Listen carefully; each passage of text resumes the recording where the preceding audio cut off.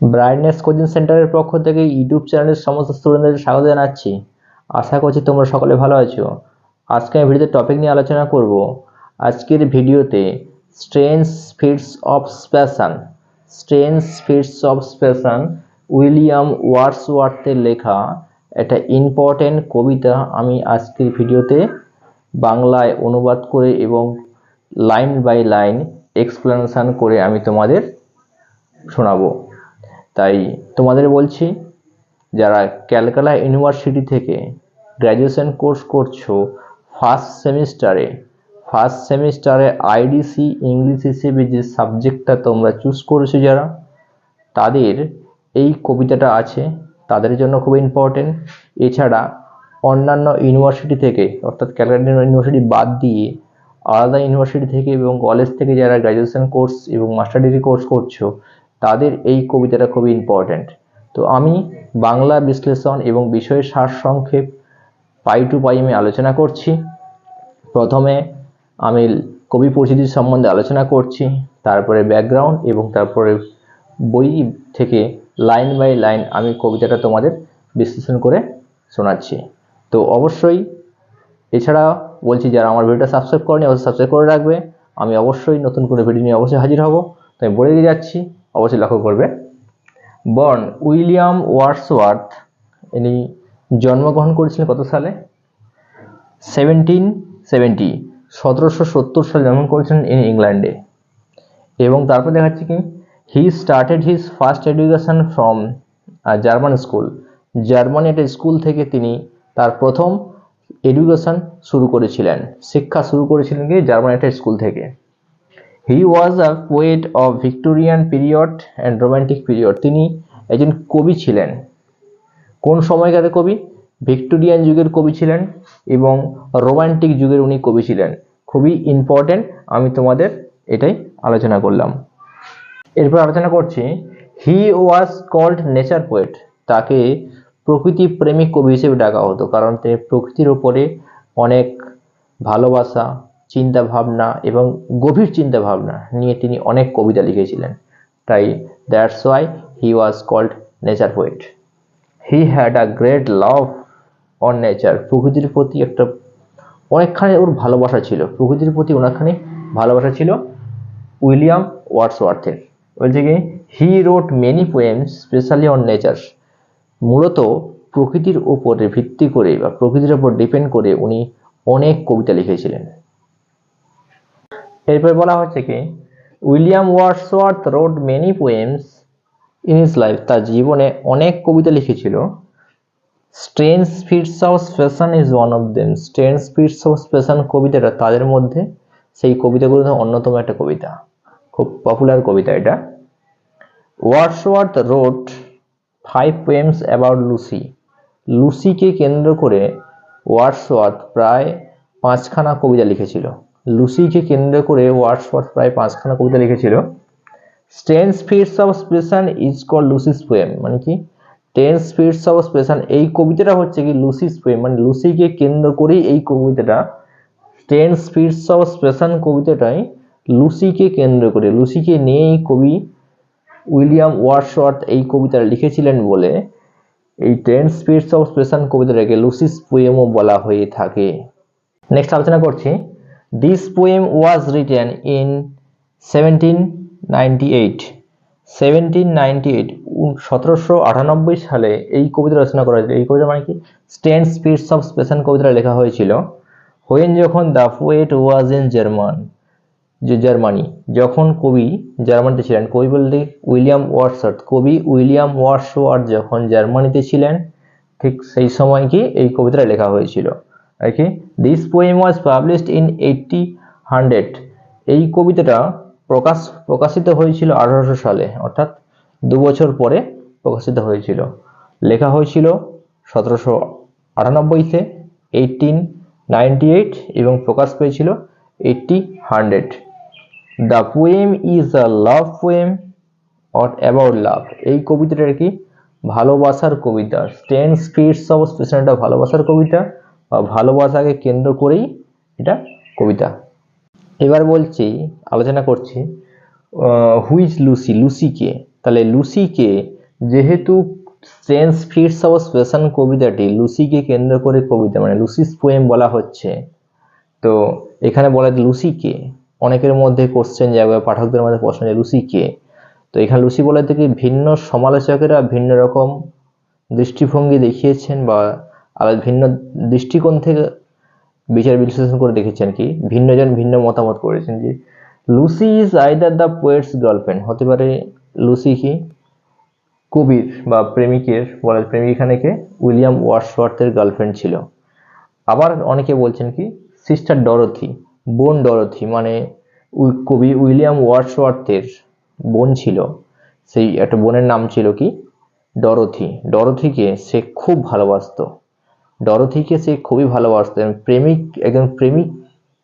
একজন প্রেমিককে যেভাবে ভালোবাসে ঠিক সেই রকমই কবি তার বোনকে ওই রকম ভাবে ভালোবাসতো। তো কোনো সমালোচকরা বলেছেন, কোনো সমালোচক বলেছেন কি এখানে লুসিস হচ্ছে কি ডরোথি। লুসি বলতে এখানে কিছুজন বলেছে কি গার্লফ্রেন্ড বলেছেন, কবির গার্লফ্রেন্ড, কিন্তু কবির গার্লফ্রেন্ড কখনো কেউ দেখেও নি, কিন্তু বলেছে যে হয়তো গার্লফ্রেন্ড হতে পারে, হয়তো গোপনেই ছিল, সেরকমই থাকতে পারে। তাই কি লুসি কি বলা হচ্ছে কি কবির গার্লফ্রেন্ড। আবার বলছে লুসি কে বলছে কি সিস্টার ডরোথি, কবি উইলিয়াম ওয়ার্ডসওয়ার্থের বোন ডরোথিকে বলা হচ্ছে লুসি। আবার বলছে কি ইমাজিনেশন অফ দ্য পোয়েট, আবার বলছে কি কবির মধ্যে একটা কেউ কোনো সমালোচকরা আবার বলেছেন কি যে এটা ছিল কবিটা কল্পনা। কোনটা? যে লুসি আদবে ডরোথিও নয়, কেউ বলছে, আবার কি কবির গার্লফ্রেন্ডও নয়, এখানে গার্লফ্রেন্ড ছিল না সেরকম কিছু জন বলছে, ছিল না। কিছু বলছে কি যে ইমাজিনেশন অফ দ্য পোয়েট, কবির মধ্যে একটা কল্পনা, মানে কবির মধ্যে কল্পনার একটা মেয়ে কবির কল্পনাতে ছিল, একটা মেয়ে কবির কল্পনার মধ্যে ছিল, বা কবির কল্পনার মধ্য দিয়ে একটা মেয়েকে তুলে ধরেছে, সেটা কি সে হচ্ছে লুসি। সেই লুসি হচ্ছে কি বলা হচ্ছে ইমাজিনেশন অফ দ্য পোয়েট, কবির ছিল কল্পনা। তাহলে কি লুসি কে ছিল ভিন্ন মতাদর্শকরা ভিন্নভাবে বা ভিন্ন দৃষ্টিকোণ থেকে দেখিয়েছেন। কেউ দেখিয়েছেন গার্লফ্রেন্ড ছিল, কেউ বলছেন কি ডরোথি, সেটা ডরোথি ছিল, কেউ বলছে ইমাজিনেশন অফ দ্য পোয়েট, কবির মধ্যে থেকে কল্পনা ছিল। এবারে বলা হচ্ছে কি here the poem is about the lover, অথবা কে poet's journey to meet with his beloved. মানে কি বলছে এই কবিতাটা কি নিয়ে কবিতা, যে প্রেমিক অথবা অর্থাৎ যিনি প্রেমিক তিনি কবি উইলিয়াম ওয়ার্ডসওয়ার্থ, উনি কি তার প্রেমিকের সাথে যাত্রা করতে যাচ্ছে, প্রেমিকার সাথে দেখা করতে যাচ্ছে। তো প্রেমিকের সাথে দেখা করতে যাওয়ার একটা ডেসক্রিপশন দেখিয়েছে এই কবিতাতে। তাহলে কবি অর্থাৎ প্রেমিক তার প্রেমিকার সাথে দেখা করতে যাওয়ার ডেসক্রিপশন দেখিয়েছে এই কবিতার মধ্যে। স্ট্রেঞ্জ ফিটস অফ স্পেশন কবিতাতে কি বলছে, the lover started his journey towards evening, কবি তার অভিযান বা তার যাত্রাটি শুরু করেছেন ঘোড়ায় চড়ে, কিন্তু তার অভিযান শুরু করেছেন ঘোড়ায় চড়ে পাহাড়ের উপর দিয়ে। তিনি কি তার প্রেমিকার সাথে দেখা করতে যাচ্ছেন, তখনই সন্ধ্যের দিকটাতে তখন চাঁদ পশ্চিম আকাশে, তাহলে পশ্চিম আকাশে তখন চাঁদ আছে, ঠিক সেই সময় কি যাত্রা করতে যাচ্ছেন। এই কবিতাতে স্ট্রেঞ্জ ফিটস অফ স্পেশন কবিতাতে আই মিনস কি দ্য লাভার, মানে কি প্রেমিক, কবি দ্য পোয়েটের কথা বলা হচ্ছে। এবং কি এই কবিতার মানেটা কি বলছে, স্ট্রেঞ্জ ফিটস অফ স্পেশন, স্ট্রেঞ্জ মানে কি অদ্ভুত, স্ট্রেঞ্জ মিন্স অদ্ভুত, আর ফিটস মানে কি পাগলামো বা ম্যাডনেস, বলাতে পারে পাগলামো বা ম্যাডনেস, ইংলিশে বলে ম্যাডনেস আর বাংলাতে পাগলামো, অদ্ভুত পাগলামো। প্যাশন মানে আবেগ বা ইমোশন, প্যাশন মানে কি বলাচ্ছে আবেগ বা ইমোশন, মানে তার মানে কি হচ্ছে স্ট্রেঞ্জ ফিটস অফ স্পেশন মানে কি অদ্ভুত পাগলামো, কিসের আবেগের অদ্ভুত পাগলামো কবিতাটার মানে। স্ট্রেঞ্জ ফিটস অফ স্পেশন মানে কি আবেগের অদ্ভুত পাগলামো, মানে কি বলছে এই কবিতাটা দেখিয়েছে, যেটা বলা হবে বা আমি বাংলাতে আজ যেটা আলোচনা করব লাইন বাই লাইন, সেটা কি কবি তার প্রেমিকের সাথে কবি তার প্রেমিকের সাথে দেখা করতে গেছিল, কবি তার প্রেমিকের সাথে প্রেমিক লুসির সাথে দেখা করতে গেছিল, এবং সেই সময় দেখা করার পরে কি ঘটলো, ওইখানে দেখা তো করতে গেছিল, দেখা করার পরে কি ঘটলো কি ঘটনাটা ঘটলো প্রেমিকার বাড়ির কাছে বা প্রেমিকার গন্তব্যস্থলে, সেই ঘটনাটা কবির মতো কোনো একজন প্রেমিককে, কবি তো প্রেমিক, কবির মতো কোনো একজন প্রেমিককে কবি শোনাবে। তাহলে কি কবির মতো কোনো একজন প্রেমিককে কবি শোনাবে, কারণ প্রেমিক প্রেমিকের ব্যথাই বোঝে, প্রেমিকা প্রেমিকার ব্যথাই বোঝে। তাই কি কবি এখানে প্রেমিক, তাই প্রেমিককে শোনাবে কি ঘটনা ঘটেছে তার জীবনে। কখন? যখন প্রেমিকের সাথে দেখা করতে গেছিল এই কবি উইলিয়াম ওয়ার্ডসওয়ার্থ। তাই তোমাদের আমি বাংলাতে বিশ্লেষণ করে দেখাচ্ছি বা পড়ে শোনাচ্ছি। 10 Speeds of Passion কবিতাটা আমি লাইন বাই লাইন আলোচনা করছি। এই কবিতাটা কি বলেছে? 10 Speeds of Passion have I know। 10 Speeds of Passion মানে কি? অদ্ভুত পাগলামো, কিসের? আবেগের অদ্ভুত পাগলামো have I known, আমি জেনেছি। আমি মানে এখানে দ্য পোয়েট, আমি বলতে এখানে কি দ্য পোয়েট, কবির কথা বলছি। কারণ কি জেনেছি মানে কবি জানা হয়ে গেছে, অর্থাৎ কবি তার ভ্রমণ যে গিয়েছিল। তাই কি বলছে? ভ্রমণ বলতে কি তার জার্নি ডেসক্রিপশন, তার প্রেমিকের সাথে দেখা করতে যে গেছিল সেটা কি ঘটনাটা ঘটেছে সেটা আমি জেনেছি। যে অদ্ভুত পাগলামোটা আমি কি জেনেছি। But I will dare to tell, কিন্তু আমার প্রিয়জনদেরকে আমি বলবো। আমার প্রিয়জনদেরকে আমি বলবো বলতে কি, প্রিয়জন বলতে কি কবির মতো কোনো একজন, কবির যে প্রেমিক, প্রেমিকের কবি প্রেমিক, সেই অন্য কোনো প্রেমিককে এটাই বলবে। But in the lover's ear alone, এবং কি সেই প্রেমিকার কানে কানে আমি বলবো।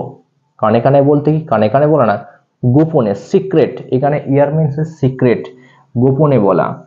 কি বলা হচ্ছে? গোপনে, গোপনে বলবে। কার কারণে গোপনে বলবে? প্রেমিকের কানে কানে বা গোপনে বলবে। হোয়াট ওয়ান্স টু মি বিফেল মানে কি যেটা আমার জীবনে ঘটে গেছে, যেটা আমার জীবনে ঘটে সেটা আমি কি একজন প্রেমিকের কাছে গিয়ে বলবো। এবারে কি বলছে? When she I loved looked every day fresh as a rose in June, মানে কি বলছে? যখন আমি তাকে ভালোবাসতাম বা যখন ওর কথা মনে পড়তো, ওর মানে কি লুসির কথা মনে পড়তো প্রেমিকের, তখন কি সেই সময় সেই প্রেমিককে মনে হতো এটা কি পরিষ্কার বা সতেজ গোলাপ। প্রতিদিনের বা এভরিডের জুন মাসের, কোন মাসের কথা উল্লেখ করা হয়েছে এখানে? জুন মাসের কথা উল্লেখ করা হয়েছে। জুন মাসের কি সতেজ গোলাপের মতো মনে হতে কাকে? প্রেমিকা মানে লুসিকে। এবার কি বলছে? I to her cottage bent my way, মানে কি বলছে? আমি তার বাড়ির দিকে যাত্রা শুরু করলাম। কটেজ মানে কুঁড়ে ঘর, কট, সিওটি, কট মানে হচ্ছে কটেজ, COTTAGE, কটেজ মানে কুঁড়ে ঘরের দিকে আমি যাত্রা শুরু করলাম। এবার কি বলছে? বিনিথ অ্যান ইভিনিং মুন, মানে কি বিনিথ অ্যান ইভিনিং মুন মানে কি সন্ধেবেলার চাঁদকে ফেলে। সন্ধেবেলার চাঁদ মানে কি যেহেতু পাহাড়ের উপর দিয়ে যাচ্ছে, পাহাড়ের অনেকটাই নিচে চাঁদটি অবস্থান করছে, তাই কি বলছে? বিনিথ বলছে কবি এখানটাতে। তাহলে কি কবি নিয়ে উঁচুতে ঘোড়া নিয়ে যাচ্ছে, কবি অনেক উঁচুতে সন্ধ্যের সময় যাত্রা শুরু করছে, তাই কি এখানে কি বলছে? কি অনেক নিচে ছিল চাঁদটি। বিনিথ অ্যান ইভিনিং মুন মানে কি চাঁদকে নিচে ফেলে আমরাই যেতে শুরু করলাম। Upon the moon I fixed my I, মানে কি চাঁদের ওপর আমার চোখটা ছিল, মানে চাঁদ থেকে কবি বা প্রেমিক কোনোভাবে চোখ সরায়নি। চাঁদের ওপর থেকে প্রেমিক কোনোভাবে চোখ সরায়নি, মানে কি লুসির বাড়ি যেদিকেই চাঁদটা ঠিক সেদিকেই অবস্থান করছে। লুসির বাড়ি যেদিকেই চাঁদটা ঠিক সেদিকেই ছিল, মানে চাঁদের দিকে লক্ষ্য রেখেই বা চাঁদের উপর লক্ষ্য রেখেই তিনি যাত্রা শুরু করছিলেন। All over the wide lea, all over the wide lea মানে কি প্রশস্ত, lea means grass cover land, LEA, lea means grass cover land, grass cover land. তো তাহলে গ্রাস কভার ল্যান্ডকে বলা হচ্ছে কি লি, মানে কি সারা মাঠটাতে ঘাসে পরিপূর্ণ সেই অবস্থার মধ্য দিয়ে সেই ঘাসে ঢাকা মাঠের ওপর দিয়ে ঘোড়া নিয়ে কবি যেতে শুরু করেছেন। With quaking space my horse dew nigh, এবং কি কোয়াকিং মিন্স কি very fast, quaking means very fast, মানে কি আমার ঘোড়াটি দ্রুত ছুটতে শুরু করছে। Space pace P A C pace মানে কি step S T E P S মানে কি দ্রুত স্টেপ বাই স্টেপ যেতে শুরু করেছে। অ্যান্ড নি মাই হর্স ডিউ নি মানে নিয়ার, নি NEIGH নি মিন্স নিয়ার, দ্রুত যেতে শুরু করেছে। Those spots so dear to him, মানে কি বলছে ওই পদগুলো তার কাছে পরিচিত, তার কাছে মানে মি, ডিয়ার্স টু মি আমার কাছে পরিচিত, মানে কার কাছে পরিচিত, প্রেমিকের কাছে পরিচিত, মানে কি বলছে প্রেমিক বহুবার লুসির কুঁড়ে ঘরের দিকে বা লুসির বাড়ির দিকে এর আগে বহুবার গিয়েছেন, তাই ওই পথটি অনেকখানা ছিল পরিচিত। নেক্সট নিতে কি বলেছে, and now we reached the orchard plot, এখন আমরা পৌঁছলাম অর্চার্ড প্লট মানে কি ফলের বাগান, ফুড গার্ডেন। আমরা মানে কারা, আমরা মানে ওখানে কি দ্য পোয়েট মানে প্রেমিক, পোয়েট, আর হচ্ছে কি হর্স হিজ হর্স, এই দুজনকে কি বলা হচ্ছে, দুজনকে উই বলা হচ্ছে। আমরা পৌঁছলাম, এবার কি and as we climb the hill, যখন আমরা পাহাড়ের উপরে উঠলাম তখন কি the sneaking moon to Lucy's cottage, দেখলাম কি কবি দেখতে পেল বা প্রেমী দেখতে পেল অস্তগামী চাঁদ, স্নিকিং মানে অস্ত যাওয়া, ডিসেন্ডিং, অস্তগামী চাঁদ কি লুসির কুঁড়ে ঘরের দিকে অবস্থান করছে বা কুঁড়ে ঘরের জন্য কাছে অবস্থান করছে। Came near and nearer still, মানে আরো কাছে এসে গেছে, মানে কি লুসির বাড়ির অনেক অনেক কাছে এসে গেছে অস্তগামী চাঁদ। নেক্সট যাতে কি বলেছে, in one of those sweet dreams I slipped, যেন হচ্ছে কাইন্ড নেচার্স জেন্টলেস ব্রুম, এবং কি one of those sweet dreams I slipped, মানে কি একটা সুইট ড্রিমস মিন্স ইমোশন, এখানে সুইট ড্রিম মানে বলা হচ্ছে কি ইমোশন, EMOTION ইমোশন, এবং কি একটা মধুর ইমোশনের মধ্যে আমি পড়ে গেলাম। কে বলছে, কবি এখানে বলছে, কবি মানে এখানে কি প্রেমিক, কি কাইন্ড নেচার জেন্টলেস ব্রুম, এবং কি শান্ত প্রকৃতি যেন আশীর্বাদ করছে, মানে চারিদিকটা ছিল শান্ত প্রকৃতির, চারিদিকটাই ছিল সম্পূর্ণ শান্ত প্রকৃতির। তাই এখানে বলছে কি কবি এই শান্ত প্রকৃতির মধ্যে যেন কি বলছে কি এটা ইমোশনের মধ্যে পড়ে গেছে, গভীর ইমোশনের মধ্যে কবি এখানে পড়ে গেছে। অ্যান্ড অল, কারণ ইমোশন এখানে কাজ করছে কি যেহেতু প্রেমিকার সাথে দেখা করতে যাচ্ছে, প্রত্যেক প্রেমিক যখন প্রেমিকার সাথে দেখা করতে যায় তখন তার মধ্যে একটা আলাদা ইমোশন কাজ করে, তো একই রকম ভাবে কবিরও একটা আলাদাটা ইমোশন এখানে কাজ করেছে যখন প্রেমিকার সাথে দেখা করতে যাচ্ছে। তারপরে কি বলছে, and all the while my eyes I craved on the descending moon, এবং কি সম্পূর্ণভাবেই আমি আমার চোখটি রেখেছিলাম সেই অস্তগামী চাঁদের দিকটাতে, আমি সম্পূর্ণভাবে চোখ রেখেছিলাম, মানে অস্তগামী চাঁদ থেকে কখনো বা কোনোভাবেই প্রেমিকা বা অর্থাৎ কবি কোনোভাবেই চোখ সরায়নি। নেক্সট কি লিখেছে, মাই হর্স মুভড অন, আমার ঘোড়া এগিয়ে চললো, আমার ঘোড়া বলতে কি দ্য পোয়েটস হর্স, কবির ঘোড়ার কথা বলা হচ্ছে, কবির ঘোড়া মানে প্রেমিকের ঘোড়ার কথা বলা হচ্ছে এখানে।